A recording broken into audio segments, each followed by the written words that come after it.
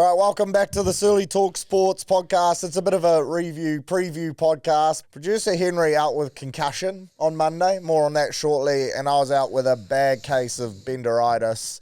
Had the radio awards last Thursday, which meant a dusty Friday. Rolled that into a Northcote court session on the Saturday.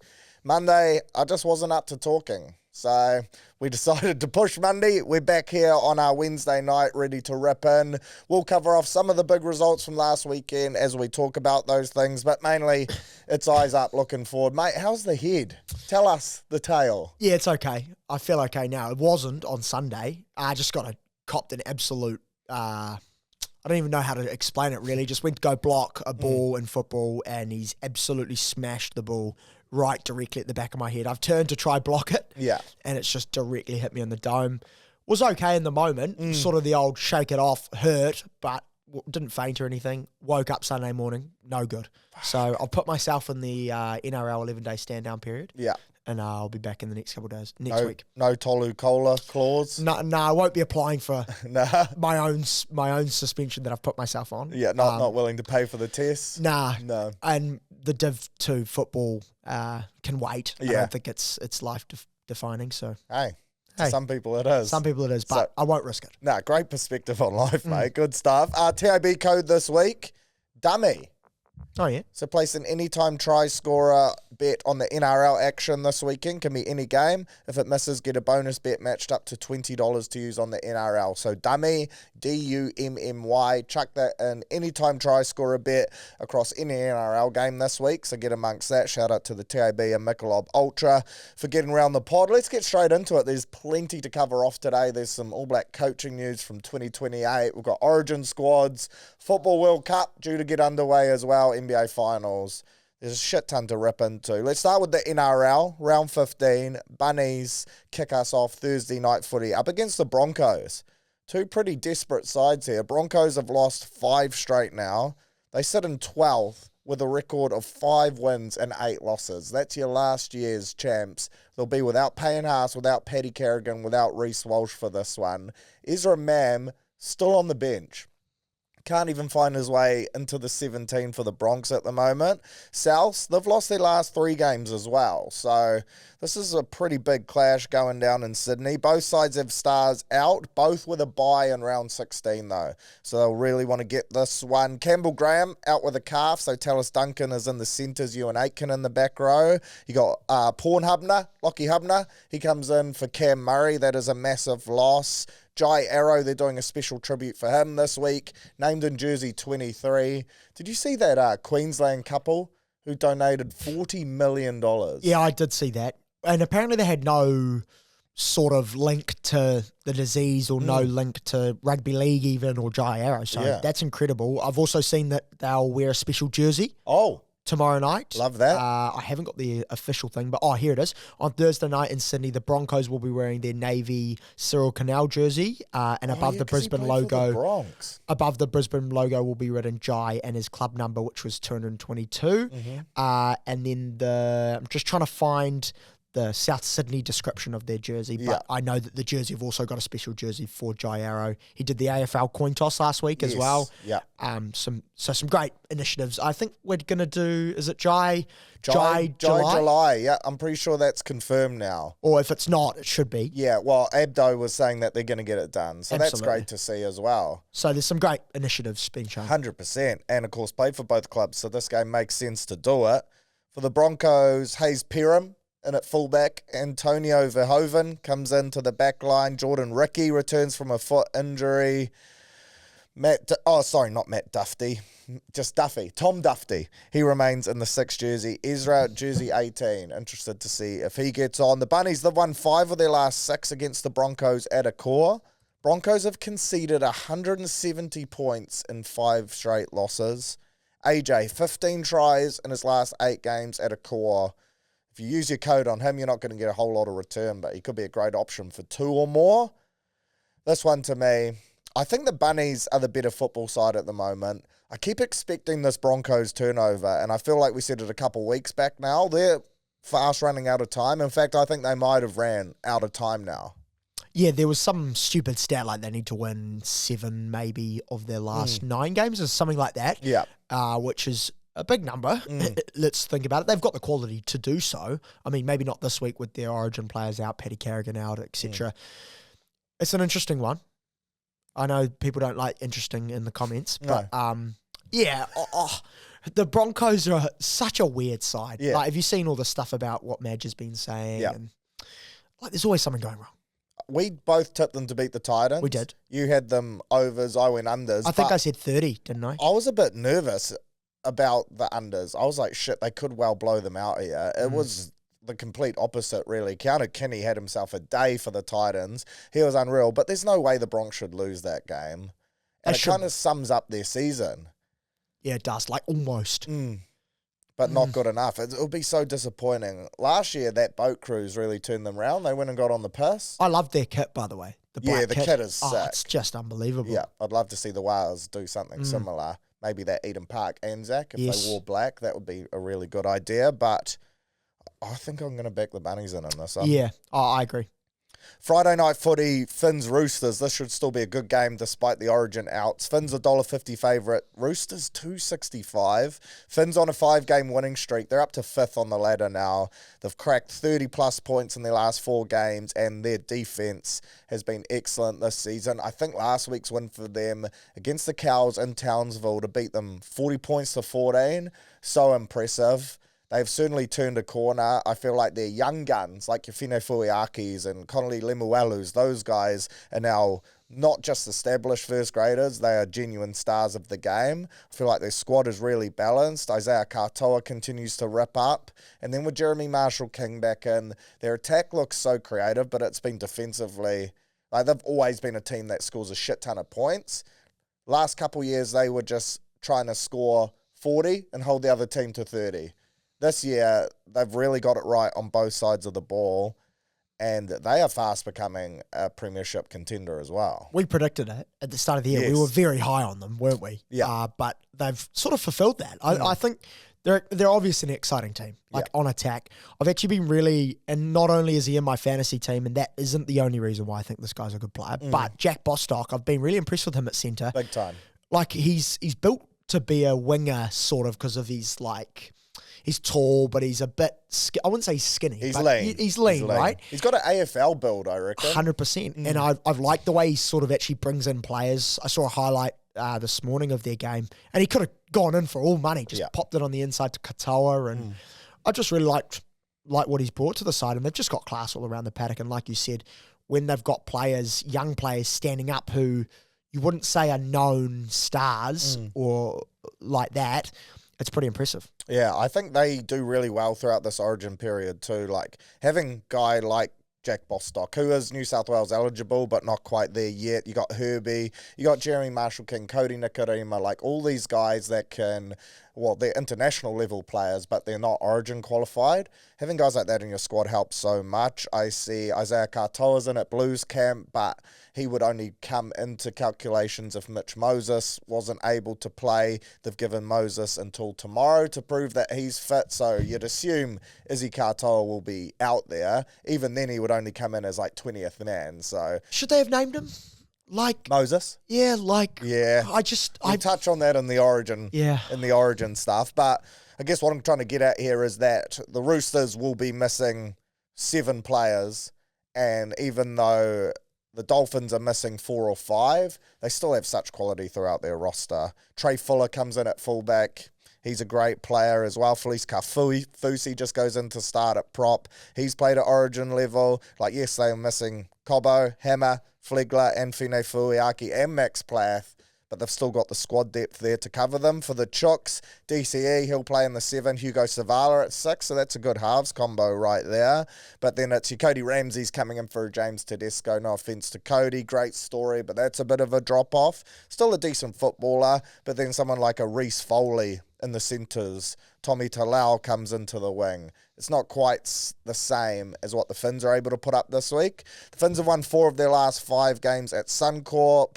The Roosters, they have scored a ton of points as well. 170 points in 4 straight wins over the Dolphins. That's a crazy stat. It's a good stat. It's a good stat for the multis too. Yes, it is. Try scorer galore. Could be a good same gamer. Jermaine Isako, 8 tries in his last 6 games, Bostock. 5 in his last 4 at Suncorp. Yeah, I rate him. Yeah. I mean, if it's not going to be him, he'll give it to someone on the outside of him or inside. So I think that right side edge, I'd be putting them in my multi. Yeah, Finn's up there, hot to try. If they can pull off 6 in a row, that's impressive, man. Saturday, this is the game we've been waiting for. I think it was 57 days, and it's going to be on Saturday since the Wars have been at home at Mount Smart, which is just crazy work. Some of it through our own doing. Yep. But, geez, it's been tough. And last week with the bye, the weekend just doesn't hit the same.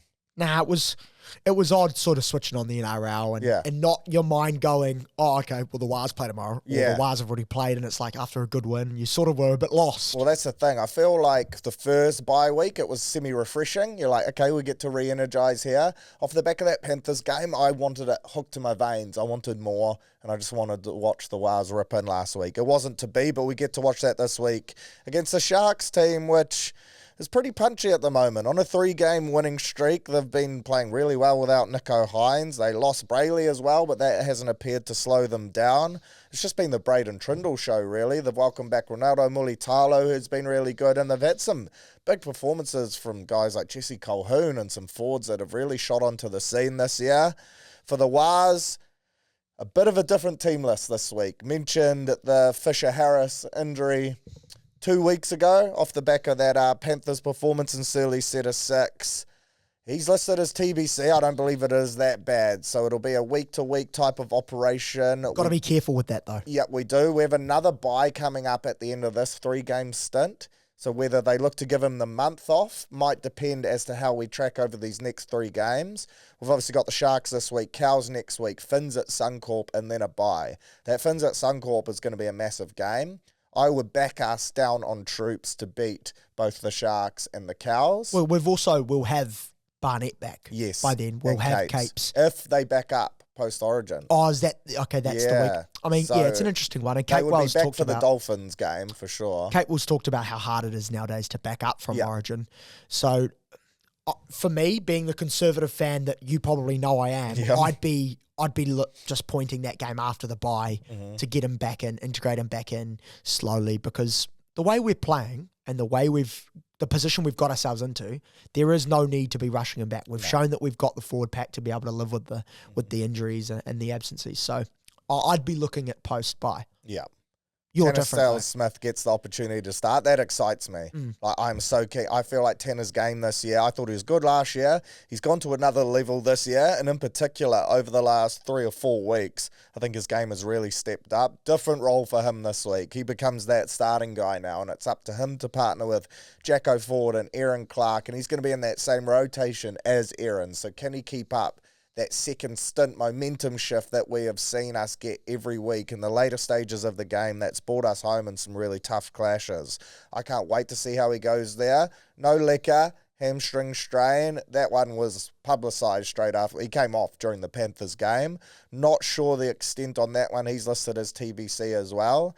To me, though, look, last year when people were saying I see him off the bench as an impact guy, I wasn't as sold. I just thought he's one of those players that we just need ball in hand as much as possible. This year, you could say a dip in form. I just think a lot of sides are very aware of what Liquor can bring, and he doesn't have that surprise factor to his game now. I still feel like when he gets the ball, he looks so explosive. Perhaps it's his work around not having the ball, but I'm starting to think maybe a bench second row spot could just be the sweet spot for him at the moment. He's still so young and still working his way in the game. I feel like we're not using him as much as we were early season as a kick target as well.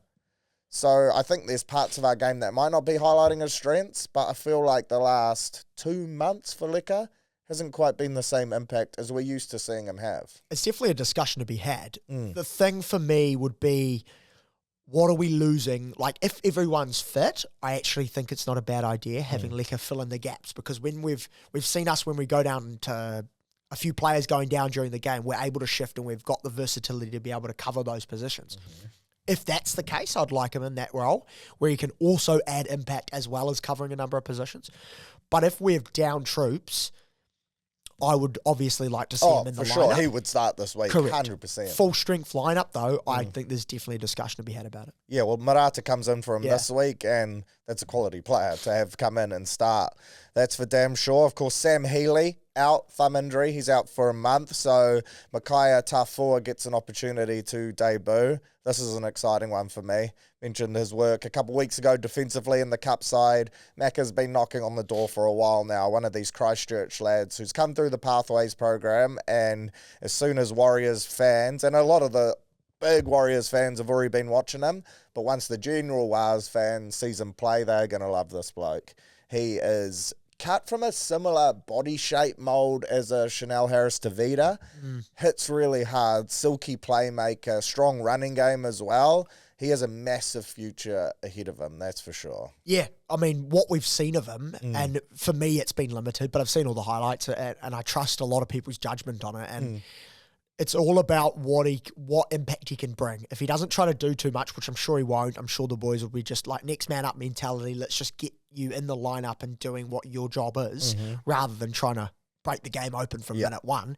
But I think it's just important that he attacks the role like it's sort of an impact role, but I don't have to try to do too much. Yeah. Just do my role, and like you said, if we've got this amount of depth as the third hooker, and he comes in and does his role well, then, geez, we're a scary sight. Big time. Realistically, his role is going to be to spell Wade for 15 minutes, and he is a lot more capable of doing more than that, that's for sure, but he will do that very well. Excited to see Wade as skipper too. That was as soon as I saw Fish out, and, we don't have Capes, we don't have Barnett, I was like, shit, who is leading the lads? Because, Roger Chance is on the extended, but who else is going to step up into that role? Maybe an Aaron Clark, yeah.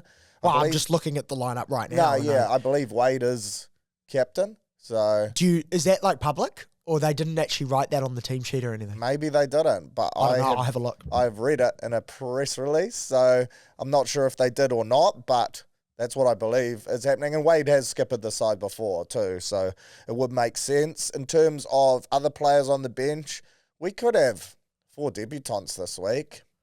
I saw that Dimitrik is the oldest and most experienced player on the bench, and he's 23 and has 44 caps. Koro. Unk. Yeah. The old boy. How quickly things change. Of course, Eddie comes back from concussion, which is good. But then we have Jason Salolilo as well on the bench. Another young Christchurch middle, a prop with massive raps and a big future on him too. A genuine hard ball running middle. Keen to see if he gets a crack. I did notice he is named to start at lock for New South Wales Cup.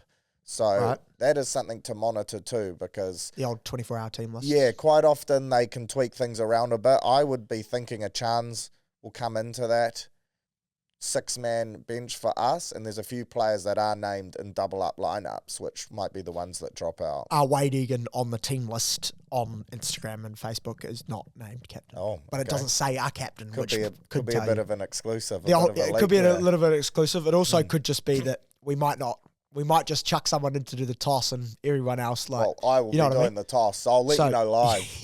I'm hoping it's later, because we normally have good yarns, so fingers crossed. Kalis Fatialofa surely gets a debut this week. He's been listed on the bench for a while now, so be great to see him get a shot. Good to see Jai Lene listed as well.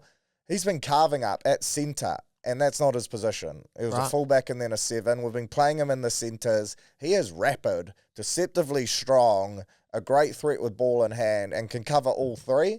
So I think that would make some sense. I still think, though, with Chance floating around there, not named in cup, but named on the extended. It's more likely to be him, isn't it? Yeah, I think so. Experience, and in a team that could be down some leadership, I think this was where he could prove his work. Lukey Met, named in the 7 for cup.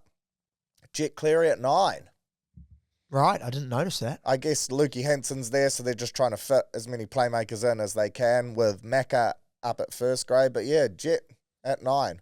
He can hit too. Yep. He's a tough bastard. So he's built of some good cloth. He is built of some very good cloth. So that could be an interesting move for him if it was something he decided to pursue in the future, whether it's just a 1 week thing while Macca's in there, or over the next few weeks. We'll have to wait and see.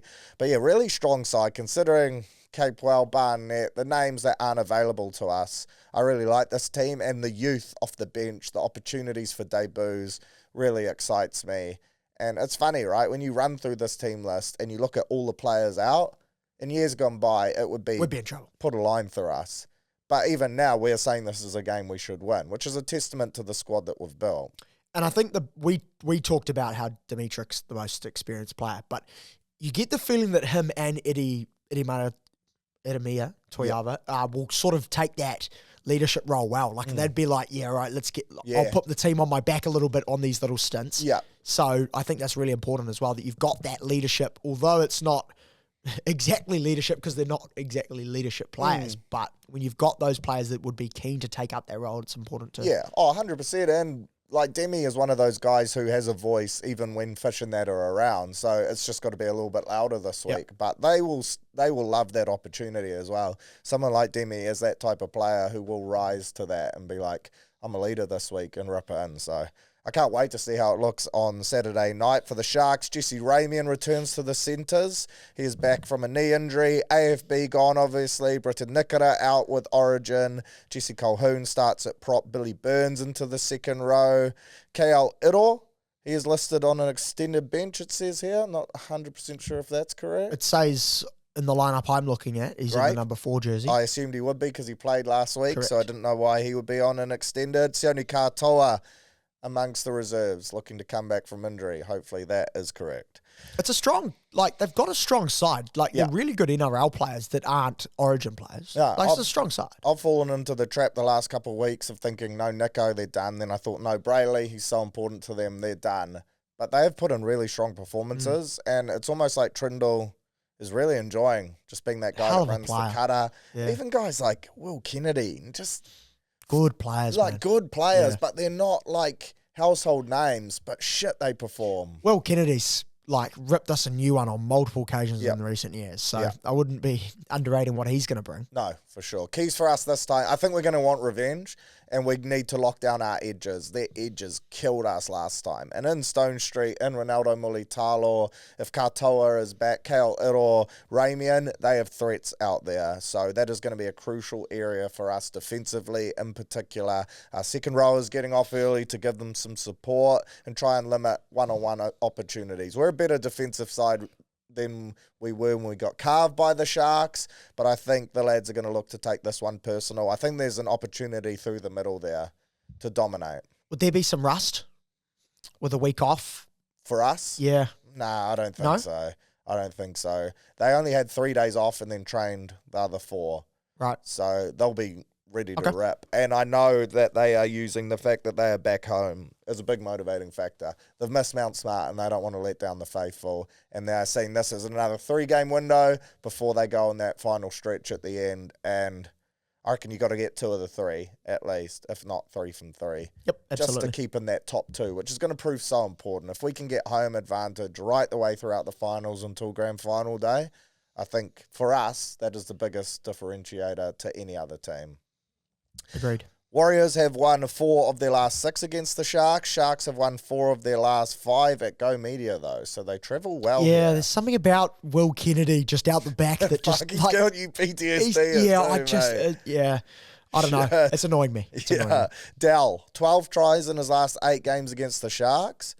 AKP, 9 tries in his last 6 games. Ronaldo Mulitalo, 9 tries in his last 9 against the Warriors. So plenty of try-scoring options here.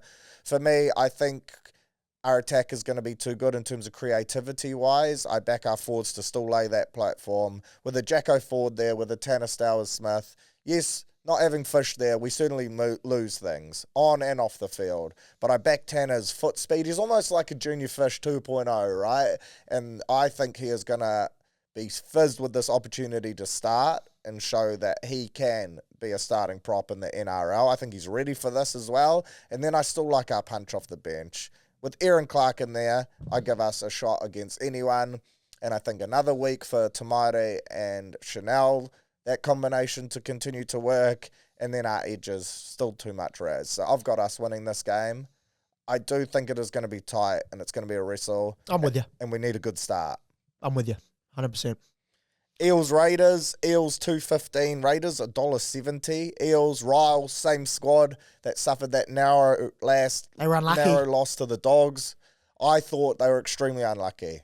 that penalty for the high shot on Matt Burton, that was one of the great milk jobs I have seen. I thought there was nothing wrong with that.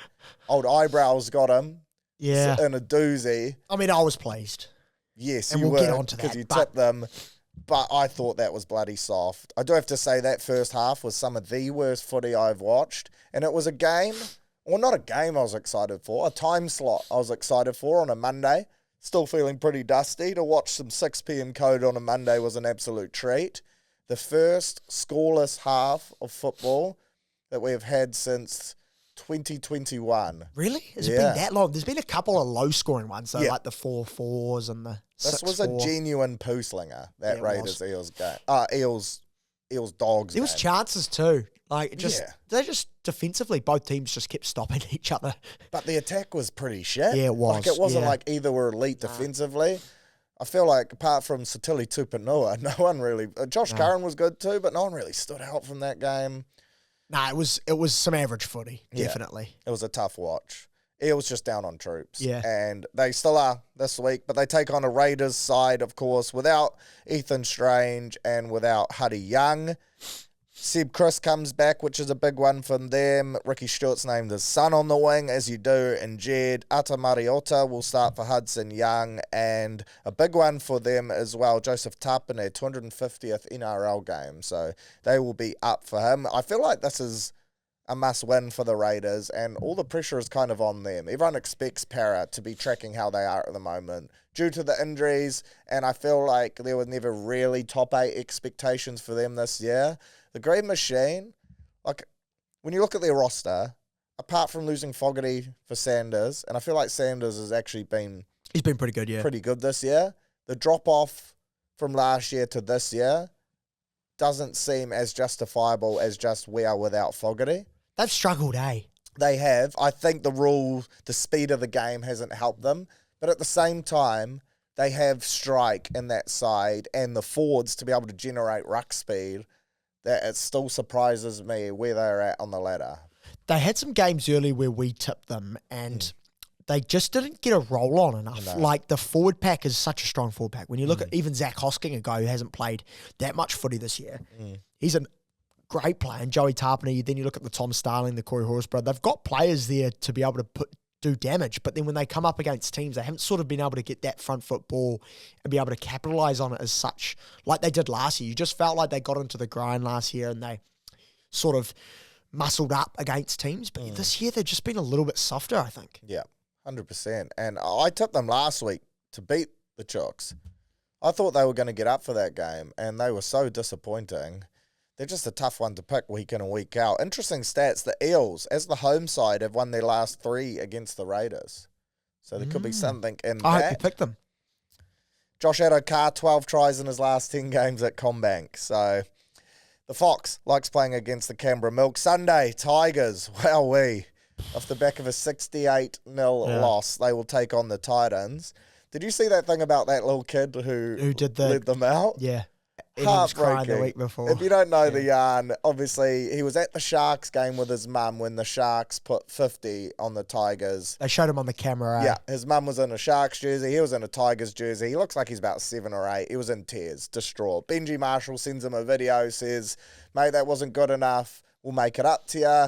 Thanks for being a Tigers fan. So as a result, they invite him along this week as their guest of honour. And he gets to walk out with the team. He's hand in hand with Uppy. Happy as Larry. Brand new kit. Looks like he's been decked out. He's thinking this is going to be the best day at CommBank ever. And the poor little bastard has to sit through as if 50 wasn't bad enough against the Sharks. 68-0. The Panthers were just phenomenal. It was a dire watch. The Panthers were unreal. The Tigers were woeful. I thought the Tigers were in with a puncher's chance. I wasn't going as far as saying they could win. I tipped the Panthers by more than 12 in the tipping. But for some reason, I thought it was going to be reasonably close. I thought it was a dire game of rugby league. The Panthers obviously showed why they're clinical, and if you give them the chances. Like, I'm not saying that it was a bad game in that sense. I just mean it was just a sad watch. Oh, yeah. Like, you never want to see that. I want to see arm wrestles. I want to see 16-12s, like, to the 80th minute, like the Warriors-Panthers game the other week. I don't want to see the 68-0s. It's good for the It's good for the people that are putting money on Panthers try scorers. Yeah. No doubt. But yeah, it wasn't great. And Benji showed up after the game. No, it wasn't good enough. Yeah, embarrassing, right? Embarrassing. It was a good opportunity to spray Blake Ashford too, which I always enjoy doing. Absolutely. That was great. Very pleasing. Titans, good win for them last week. Well done to them. 245 underdogs in this. I think they'll like their chances. Obviously, a few Origin players in the mixer. Uppy out for the Tigers, so I'm surprised that they are still $1.55 favourites. Taylor May back from a shoulder injury. That's a big inclusion for them. So Taruva goes back to the wing. Makasini out onto the wing with Skelton making way as well. Latu Fainu starts at hooker. So that'll be an exciting watch. Jock Madden named to play despite hurting his arm against the Panthers last week. Apparently, Adam Dewey getting close to returning. That will be huge for them. Yeah, he's in my fantasy team still. I've kept him. I've held him. Yeah, well, you don't lose money when you're injured. No, yeah, but so it's a roster spot. It is a roster spot, but I've been waiting because people want him back in when he gets back. So I'm glad to see that it does say here that he's close to returning, which they need that. They need that guy who's going to direct them around the field. Like they've got Appy, they've got Jerome Luai, but I mean, Luai's performance last week. No. So yeah, it'll be big in for them. I feel like Jock does a job until it is against the Panthers or someone like that, right? And then the difference shows. Yeah. For sure. For the Titans, Jojo Fafita and Big Tino in Maroons camp. So Jalen de Groot, no relation to Ethan. Just in case you were interested. I wasn't. No? Okay. Well, I wasn't worried. I knew that he did. Were you interested? No. A little bit. Okay. It's a good stat. Well, thanks. He's back in the centres. Khalees Haas, a relation to Payne. Yes. He starts the game at prop. Tigers have won 5 of their last 6 at Leichhardt. Titans have lost their last 3 games after defeating the Broncos. So it's a bit of a high for them. Now that is a good stat. And then they crash off the back of that. Tigers have scored 105 points in their last 3 games at Leichhardt. How many have they conceded in their last 3 games? That's what I want to know. Yeah, that's the real stat right there. Philip Sami, 7 tries in his last 6 against the Tigers. And Dream Buller, 7 tries in 9 games at Leichhardt. I still think there's some value there around the Titans at 245. I think so too. Tipping time. Oh, go through last week's first, please. You ripped up. You had a very good week. Was it 5-2? You took it out. It was. Manly game. You had Manly by 10. I went Manly by under. You got that one. You went Storm by 10. I went under. So I got that one. That was a good game. I thought I had that for a long Storm Knights game. Yeah, it was a great game. That was a good watch. I went the Raiders. You went the Chooks. 26-0. You certainly got that one. Finns by 8. I went under. You got that one. They pumped them. Broncos. You went by 14. I went by under. None of us got that. Panthers. You went by 12. I went over 68. You got that one. It was 68. So that's my one. Well, we both went the Sharks. You went 12. I went under. You got that one. And then I went the Eels. You went the Dogs. Great news. Bunker fucked me there. You got that one. A little bit, yep. 28-23 it sits right now, which means you are doing it all. Yeah. It's a good 5-point lead. I'm happy with that. This could really put the nail in the coffin. Oh, I could extend this a long way. Yeah. And if I get a couple of good weeks, a long way back. But we won't get too far ahead of ourselves. Start with Thursday night. Yep. The Bunnies, Broncos. Mm-hmm. Oh, I got to go first, eh? Yes. I was about to ask you. Yeah. The Bunnies. Yeah, I'll go the Bunnies too. I'll go by 10. I'll go under. No, see, you always do that. No, but I wanted 8. Right. I wanted 8. I wanted 8, but I thought you were definitely going to go over if I said 8. So, okay, all good. Are you writing these down? Yeah. Brilliant. Dolphins, Roosters. I'm going the Dolphins. I'm also going the Dolphins. I'll go by 14.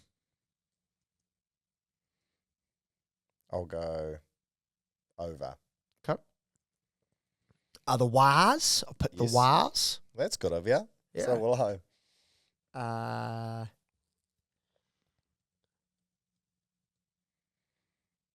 I'll go 13. I'll go over. Okay. That's just smart. That's just tactical. Yeah, that tactical is. Tactical tipping. Because if you I knew. went 12, yes, I'm going over. Correct. The Raiders and the Eels. Yep. I'm going the Raiders. I'll go Para. Okay. And then the Titans, Tigers. I'm going the Tigers, so you can have the Titans if you want it. I'll go the Tigers at Leichhardt to bounce back. There we go. So I'll go the Tigers. Couple differences there. I like it. Yeah, I don't mind it too. State of Origin. Oh, yeah. Laurie Daly. You've pissed me off again. For dropping Haumole Alaquatu. When they asked him, I don't know if you watched NRL 360. I did. Why did you drop Haumole? He basically said, no reason, just think Lucas is in good form and deserves a run. Mate, this isn't under 14s. This is State of Origin. And I don't know if you watched Manly's game last week, but if you want to mention good form, Haumole Olakuatu ran for 266 run meters, had 144 post-contact. He had more post-contact meters than Cam Murray or Keon just had straight-out flat meters. The bloke has been a wrecking ball, arguably the form second rower of the competition. And some guy just deserves a crack. I am a massive Dylan Lucas fan. Listeners of the pod will know that. But I don't think you just give a guy a crack because he deserves a crack or you think he deserves a run when the guy wearing the jersey at the moment deserves to wear the jersey. I'm with you. It makes zero sense to me. I'm with you. And I think, let's be real, Laurie Daly was an Ashley Klein decision away from being 1-0 down. That first half, we played shit. Different if we were outstanding. Correct. And pumped Queensland, then sure. Or if we were shit and lost and Haumole was horrible, then sure. Do you think Laurie's almost got PTSD from when James Tedesco fired a ball to Haumole Olakuatu and all they had to do was throw it to hand? But that was Teddy's fault. It was. But do you think he's just... And then Teddy came up with the final play, though. Olakuatu was off with the old cramp. I'm trying to play devil's advocate here. By that logic, Dylan Edwards deserves a run. Wow, I mean, he probably deserves a run anyway. But it's crazy that pass just had to go to hands. Yeah, it did. Surely. It did. Or Teddy could have ran it in, basically. Any of them could. And then I agree with the Casey McLean. But is he going to be good to go, though? He was hobbling. Well, he got injured, right? And then they spoke to Crichton in the post-match presser after the Dogs-Eels game, and he said he was feeling the best he'd felt in the last few weeks. And then he's got an AC joint in. Yeah, so apparently he's not good. Casey who do we believe anymore? But I think Casey is good to go. I believe Casey is good to go. But Mitch Moses was good to go last week, and Mitch Moses is good to go this week. I can understand more than others because he was the guy we wanted for game one and supposedly now he is good to go, so I understand them going back to him. He said Ethan Strange is going to play some minutes, so I'm not as fired up as that. Strange was outstanding. Yeah. He was unreal. Name him. Yes, but he was only in there because Moses withdrew. So then when Moses comes back, it was his jersey originally, so he wears it. I'm not as worried about that. I feel like Billy would do the same thing. Who do you think Queensland are preparing to play against? Mitch Moses. I think Moses will play. Okay. I think Moses will play. Now, the forward rotation... I would have done it the other way. I would have named Strange and just inside camp understood that maybe... that if Moses is good to go, he's going to play. Yeah. But named Strange. They're preparing for Strange. That way you can have your guy who they don't expect to be playing. I know that Queensland would expect Moses to come back in, but they're more expecting Strange to play if you've named Strange and Moses isn't in and around. I just think that's what I would have done. I understand that Moses is the guy. Yeah. And I agree with that decision that if he's fit, he plays. But I just mean, with what Strange did, you just put some doubt into Billy's mind. Talk about pressure on Moses, to perform. If he doesn't... Laurie has to go back to Strange for game 3. Well, he's put himself in a pickle by naming him, I think. I don't think that forward rotation works either. I would be starting Cam Murray. I would have Isaiah Yeo in the prop with Payne Haas, and I would have Barney on a bench, and I probably wouldn't have AFB in my squad at the moment because I think Victor Radley, when he came on in the middle, he was great, and then that frees up a spot there. I think Eden, look, very small sample size, one game, but Queensland went at him. They put him in the washing machine, and he is an old-fashioned prop in terms of body size, and I think they fatigued the shit out of him, and he wasn't able to go with the pace of the game. I don't think he was that bad. AFB? I thought he was pretty average. Really? I thought he had a couple of really good carries at the end. But that was towards the the thing. end. I think he only had a couple. Okay. In general, that first half in particular, but I was rooting against him. So exactly. I mean, yeah. I mean, I just think he's put himself in a pickle, Laurie Daly, because how many people would be upset with the decision to play Ethan Strange again? Like, no, none. And if they lost with Ethan Strange playing, no one would bat an eyelid about that selection still. You don't, if New South Wales lost this game after Ethan Strange playing at 6, right? This game next weekend, how many people are going, you should have played Mitch Moses? I think very few. Yeah. Because of just Mitch Moses' injury. You just really say he's not ready or he hasn't played enough footy. But you've put yourself in a pickle of now if you lose, all of it's on why is Ethan Strange not playing. That's just where I look at it. Nah, fair. I think he's done the right thing there. Okay.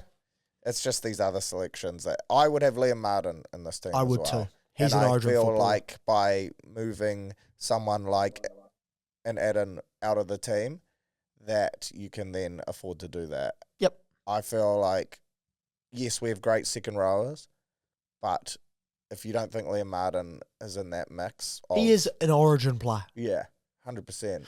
Shall we move on to the Queensland Maroons? Yeah, we can. I mean, that's irrelevant. You're going to get pumped anyway, but yeah. So after all of this talk that you've just talked about, Laurie Daly, you still think Queensland are going to get pumped? Yeah. Okay. That's with your heart, right? Not your head. It's a bit of both. Okay. I just think in Melbourne, anyone's game. Be too good. Callum Ponga, Selwyn Cobbo, Rob Toyer, Tabuai Fidel, Jojo Fafita, Cam Munster, Sam Walker. Sam Walker gets a chance after some pretty average footy. Yeah, he was good. He was good on. He was good in. No, I mean average footy after game one. He was incredible in game one. Tom Flegler, Harry Grant, Tino Fa'asul Malawi, Nikora, Kurt Capewell, Kurt Capewell. Yeah, origin footballer. Oh, he was just what Liam brilliant. Martin is to us. Yeah. If not, like Liam Martin, maybe even a step up. So I just find it a bit strange that you don't go to someone that is origin. Syker Plath, Ruben Cotter as well in the 13. So that was a shift, right? Because he played 11. He started at 11, didn't he? Or did he start on the bench? No. Plath started at 13. So that's interesting. Finu Furiaki, good to see him in there. Yeah. And Reece Walsh, they've listened to the podcast. Billy Slater, he's a big fan of the show. Yeah. And he's put Reece Walsh in there. Yeah. What did you make of Reece Walsh's little spat with the journalist who was asking for him? See, I thought that was good from Reece. I thought it was a pretty stupid question. Why is it a stupid question, though? Well, what do you expect the player to say? But he didn't say that his form was bad. He genuinely asked. People are talking about your form at Clubland. You've just lost to the Queensland. Not the Queensland, the Gold Coast. He Sharks. looks injured to me. Reece looks injured. I think it's a perfectly fine question. Maybe the way he carried on and that's fine. But just the tone of the question. Agreed. I feel like he was asking for a dumb answer. Correct. And I also feel like what's Walshy meant to say apart from I don't really like people are going to talk. I don't really care. But people are like if Bowden Barrett's playing rubbish and someone asks Bowden Barrett whether he reckons he's playing well or not. Like you expect what Reece. I don't like Reece Walsh's answer. Yeah. I just think that I think it's a valid question. I thought it was just like a silly question, really. Okay. I mean, I think it's fair to ask about his form. Do you think his form? No, yeah. I feel like his form has been bang average, 100%. And I do, like, I'm all about, I think it is the right selection. Yeah. I don't think he'll play. I don't think he'll get on the field. And my main concern for Queensland is if a Sam Walker goes down, is Ponga then going to 7? Probably. Walshy to the back. Is that spine going to win you an Origin game? Who knows? I thought Walsh in that Titans game made certain business decisions that led me to believe that he is not 100% in terms of health at the moment. I think just quickly on that question again, I think it'd be different if the journalist had said to him, I think you're playing average footy. What do you think of your performances of late? Reece could have answered it better. That's more where I'm coming from. Yeah, he could have been like, look, there's no debating. The Broncos aren't tracking how I'd like at the moment, and I'm not either, but hopefully, I think it's a good squad, though, from Billy Slater. Yeah. I'm confident from where we were in game 1 to where we'll be in game 2. I would probably still start Lukey. I would have probably started him or moved him in. Very good player. Because I still think he deserves a crack, but that is a good squad, for sure. No doubt. Trent Learu somehow stays in that football side. Did score a good try. on the weekend. Trent Leo, one of the great fantasy players last year. Yeah. Yeah, I'm a big Trent Leo guy. We'll deep dive into our Origin thoughts on Monday, but yep, just needed to vent a little bit because Laurie Daly just continues to frustrate me. Super Rugby. Semi-finals this week. I think the quarterfinals played out exactly as we expected them to. Jeez, how good were the Canes? Canes, unreal. In tough conditions. Ruben Love. All those goal-kicking TikTok sessions. Yeah, 10 from 10. Shirtless too. Yep. Maybe that helps him prepare for the elements better.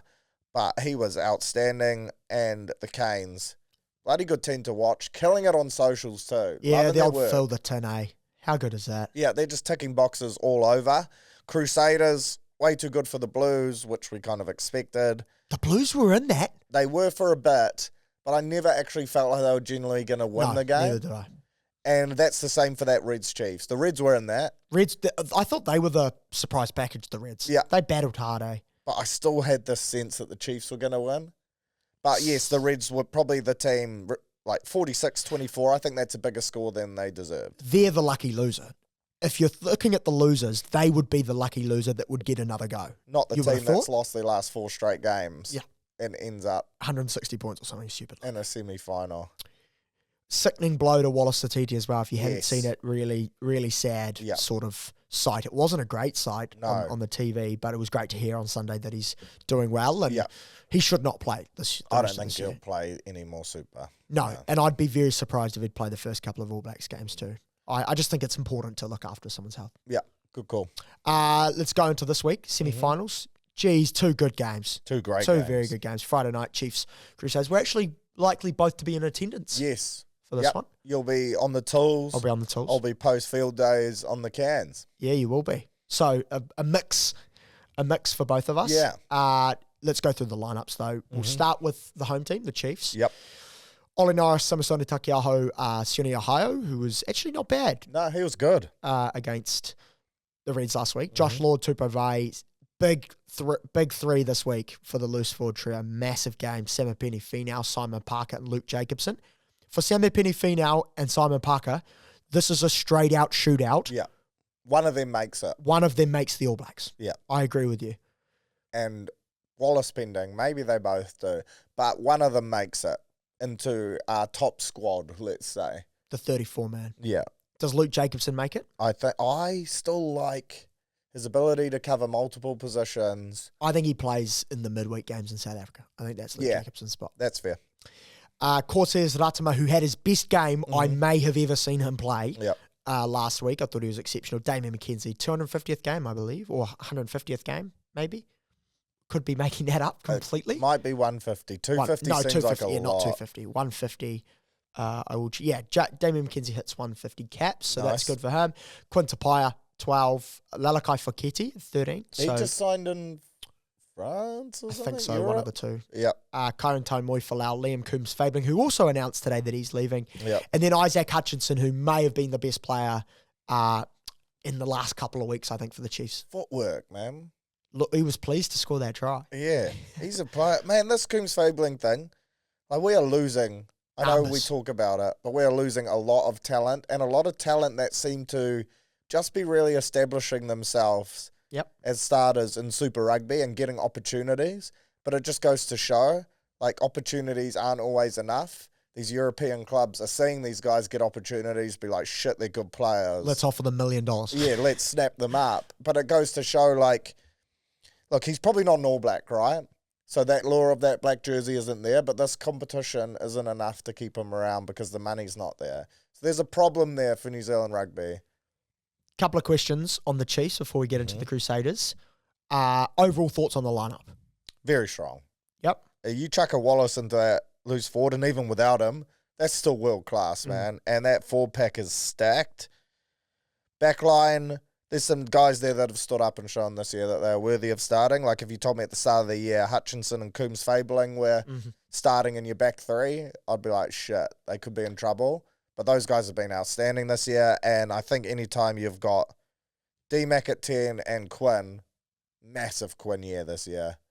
Leroy Carter in the 23 jersey, Josh Jacob, Xavier Rowe, Kalen Boshian, Naitoa Akoi, George Dyer, Jared Profit, and Brody McAllister. Strong as bench. Great bench. They've got depth, man. Apart from Damien McKenzie and Quinn Tapia, who are the two players that need to stand up? Maybe who aren't going to make the All Blacks that should, or who are the two players in this game that have to stand up for the Chiefs to win? I think Jacobson needs to have a massive knock. Okay. But he's been playing well. It's nothing like that. I just think, Parker and Leo Willie is a massive... I've got some individual battles here. Havili up against Quinn could well decide the outcome of it. That's how important David is for the Crusaders and how informed Havili is for the Chiefs. I'm looking forward to the Battle of the Hookers. Yes. I think that'll be a great matchup because Samisone has been knocking on the door. Because he could start. I wouldn't be too against him starting and Cody coming on for 25. It depends on the leadership role Cody's going to play, but that wouldn't shock me. I am keen to see Hannah up against that locking trio or locking duo. I was going to ask you for your matchups after reading the Crusaders lineup. Shit. But it's okay. Continue. Apologies. That's all right. For big games, I will go with Jacobson and I'll go with Ratama. Jacobson and Ratama? I thought Ratama was exceptional. Yes. He's almost locked down that third spot with that performance. But he's important to their style of gameplay. When he's on like that, they look so much better because it just takes responsibility off other guys, right? And then we get to the Crusaders lineup, Finlay Brewis, Cody Taylor, and the big in. The big in is Fletcher Newell. Don't underestimate how much he brings to the Crusaders side. Antonio Chalfoun, Jamie Hanna, who's been in sublime form. Ethan Blackadder, Christian Leo Willie, Lester Whainganuku at 7, Noah Hotham, Taha Kemara, David Havili, Braden Enor, Shea Fihaki, Sever Reese, and Johnny McNichol. Strong side. Yep. Probably not as strong on paper as the Chiefs, but still some incredible talent. Letu on the bench, Jack Sexton, George Bauer on the pine, which is an interesting one. I probably would have started him over Finlay Brewis. Yep. Taylor Cahill, Dom Garner, Kyle Preston, Rivers Rehana, and Macca Springer. Thoughts on that lineup? Good. Geez, there's some good bench matchups too. Like the old landscaper, Gardner, off the pine. Good player. Good player. We're both big fans. Look, if you told me that the Crusaders side was heading into a semi-final without Will Jordan, I would say that I would be worried for them. But going through that... I'm not actually worried about that. I feel like the outside element suits this team too. Like, this is Crusaders footy now. I almost feel like the biggest thing to factor in is the mental state of the Chiefs and the hoodoo. They've got 18,000 fans rooting against them, and I feel like that actually might help the Crusaders. Like, is that a crazy thing to say? Yeah, like that underdog mindset. Cold night. It'll be a cold night in Hamilton. Yeah. The Crusaders have won their last 5 Super Rugby Pacific Finals games against the Chiefs. Yeah, it's an intriguing matchup, eh? This is a game too that the Chiefs should win. So the pressure is on them. The home support is great, yes, but the pressure is on them. I think the Crusaders are $2.50 underdogs. Anytime it's finals footy and the Crusaders are underdogs, it makes me nervous. I want the Chiefs to win, obviously, but this is a scary game, and it's the game that no team wanted as their semi-final. You've talked about matchups. Just give me a Dave Rennie perspective on this one. What's the one matchup that he's watching closely, the closest? I think Havili is right on the edge of making it. I think he's going to be the midweek captain.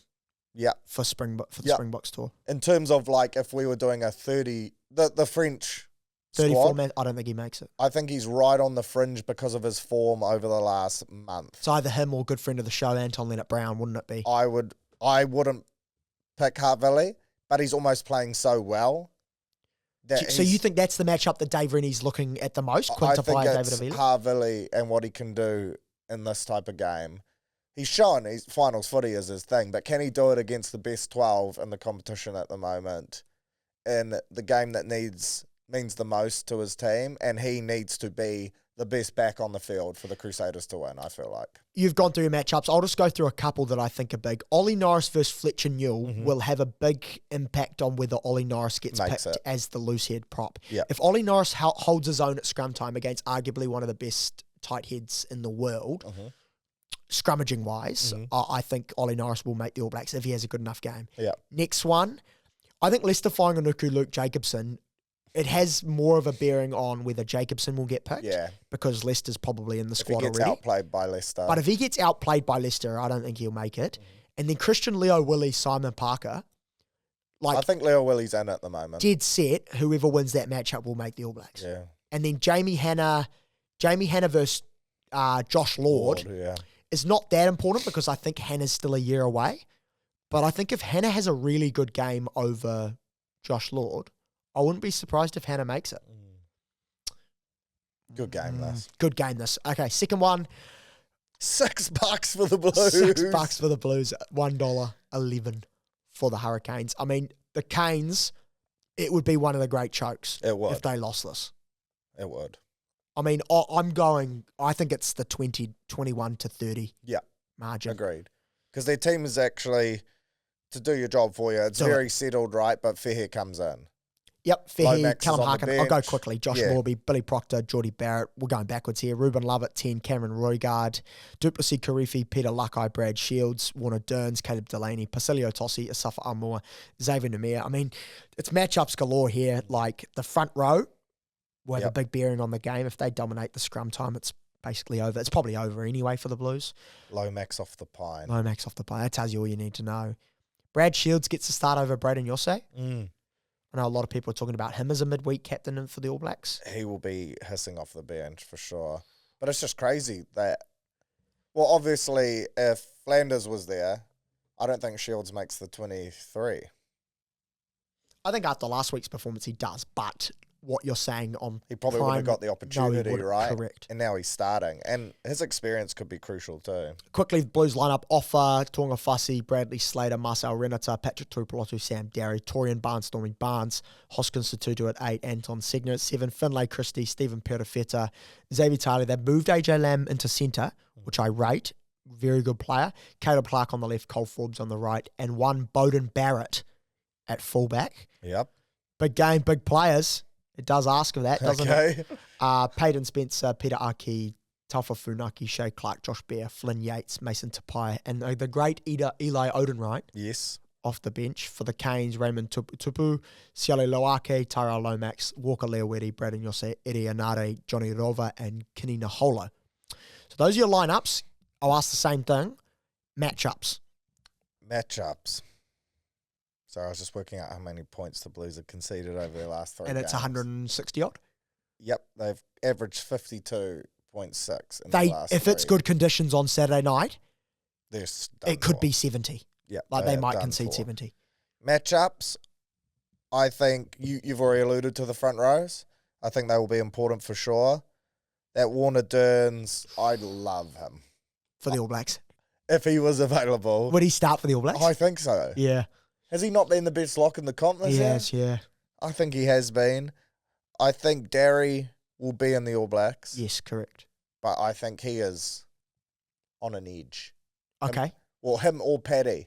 I don't know if Paddy is 100% locked in. Like, they're both going to South Africa. Paddy's going to South Africa. But it's whether he is in this initial squad. Do you know what I read about Paddy? His leadership stuff. He could also be a midweek captain, by the way. I know I'm throwing out midweek captains left, right, and centre, but he's an option.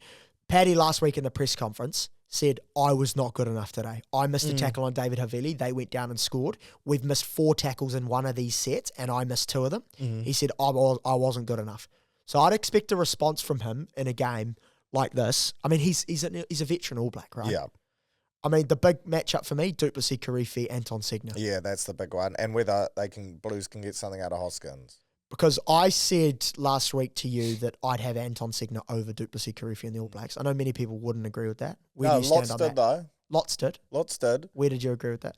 I would still go with Dupes. I think Segner has been unreal this year, but there's just some type of mental block in my head where I would still back in Duplessis, but that is a massive matchup. If Hoskins Satutu can show up and play some footy, that could be big for the Blues. No, I don't think so. No. What was it, 4 weeks ago? They bet them 47 to 20. It's funny. What do you think it'll follow the same trend as the last 2 Blues games where the Blues have been exceptional for 20 minutes? Yeah, and then just fall away. Defensively, like, you just can't concede 60 points. Concede more than 30 and expect to win games, let alone finals games. If the Canes lose this, and I hate to say it would be one of the great choke jobs. They are by far a better team than the Blues. Give me an exact score prediction for both games.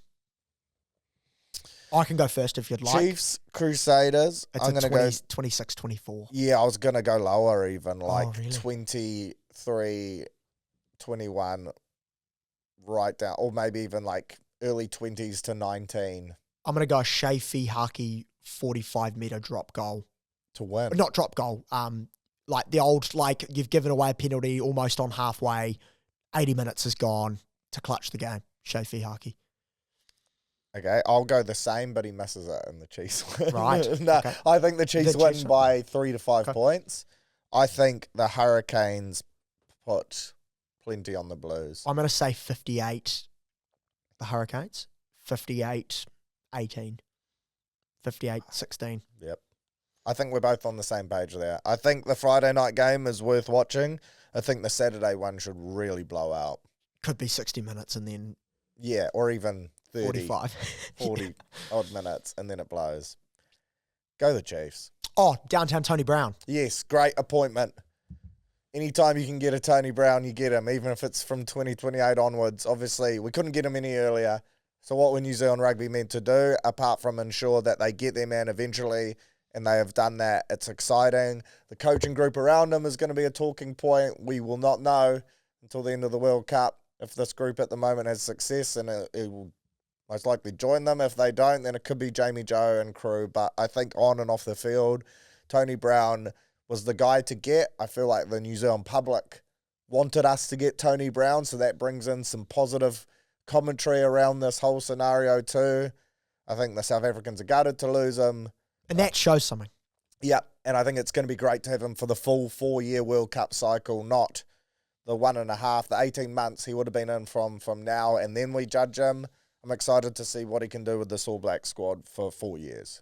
Yeah, he's only on a 2-year contract. He will be there. He will be there. If he wants to be, Correct. he will be there the whole cycle. I think you can't now complain that you've got someone for 2028 and you don't have a head coach if you wanted him in the first place, because they've got what they needed. They've done it. And I think what I said to you as we were walking up these stairs to this great studio, Thank you. Great studio. I said that they would have asked the head coaches that they believe will apply for the All Blacks role, if it is to be up for debate after the 2027 World Cup. They would have asked those possible candidates, being a New Zealand head coach that would come back and apply, would you work with Tony Brown? And all of them probably would have said, yes, he will be in my coaching staff if I'm successful.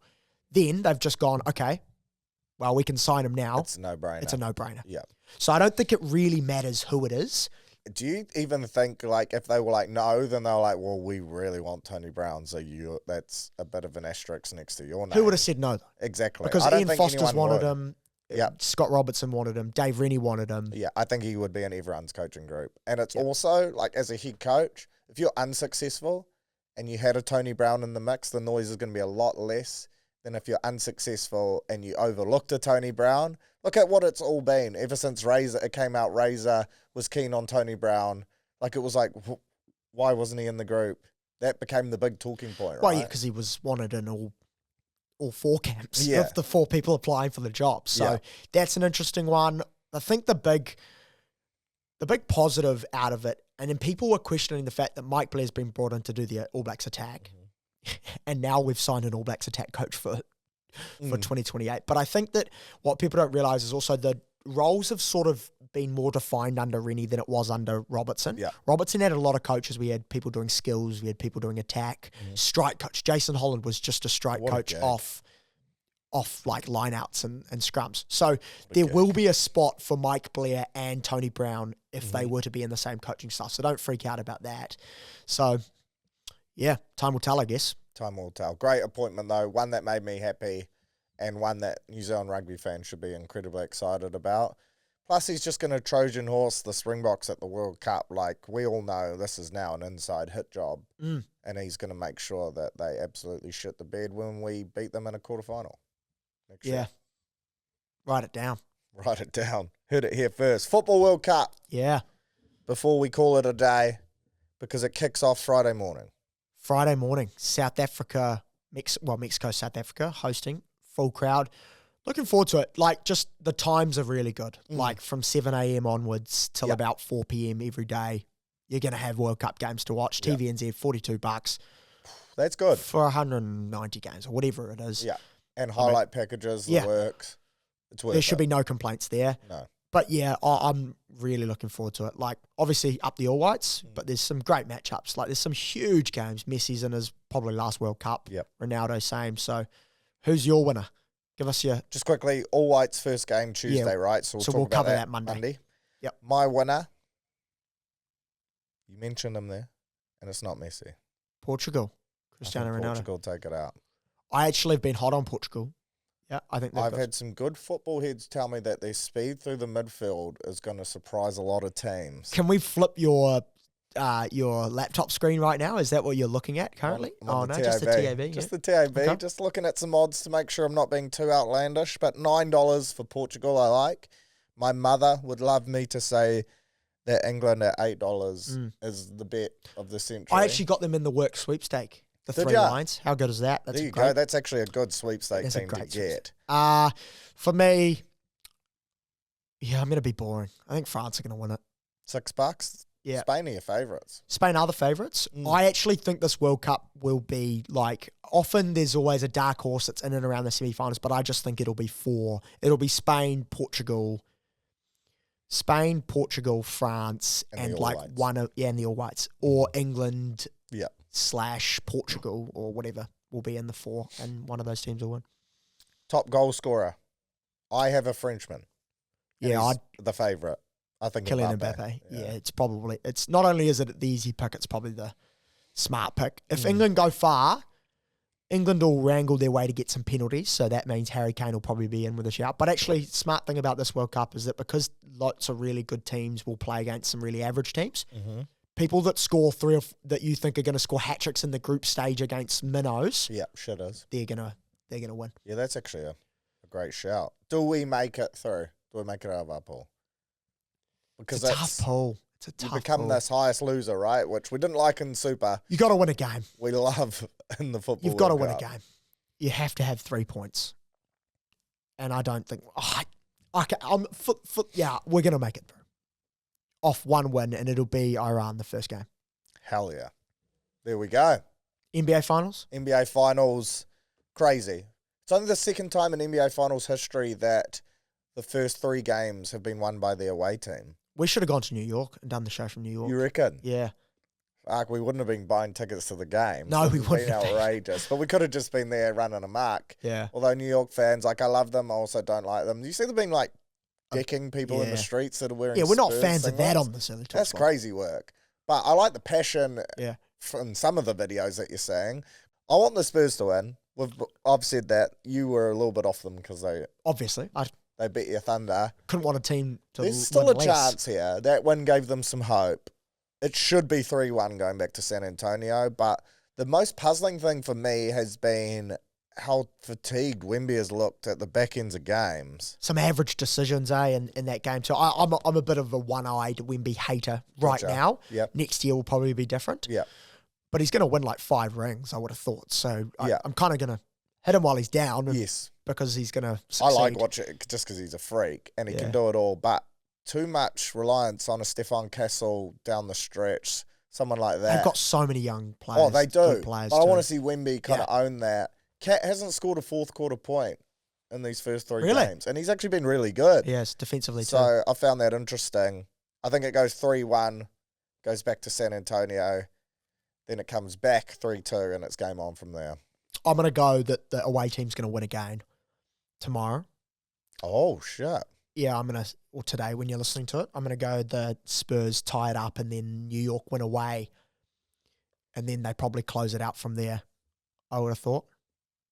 I don't know, though. It's up in the air, which is what you want to see from NBA exactly Finals. What you want. It's, in particular when it's 2 teams that aren't your teams. I just want a Game 7 and all the drama that comes with it. 2 best words in sport. Yeah. Game 7. Absolutely. Also, shout out to the Warriors NRLW side. It is their launch evening tonight that I've just been told I was meant to be at. I will not be there, but I am riding with the team all year. They are going to be a bloody good watch. We'll have to do silly set of sixes. Yeah, we'll get around the NRLW for sure with Meli Hufunga, Gal Broaden and that in the mix. We've got ourselves a football side. So enjoy the weekend of sport. We will be back on Monday with silly set of 6 and a review. Remember, your TAB code this week is dummy. Enjoy some Michelob Ultra's official beer of the FIFA World Cup, which means we have to nick one at the start and end of every World Cup game throughout Do this we? World Cup. Yeah, right. I believe so. On video? Yeah, and Okay, then we sweet. just upload a montage at the end of the Well, let us know in the tournament. comments if you want to see that. Yeah. Because we won't do it if no one wants to see it. No. Only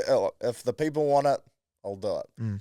Enjoy your sport. Up the Mighty Warriors. See you on Monday.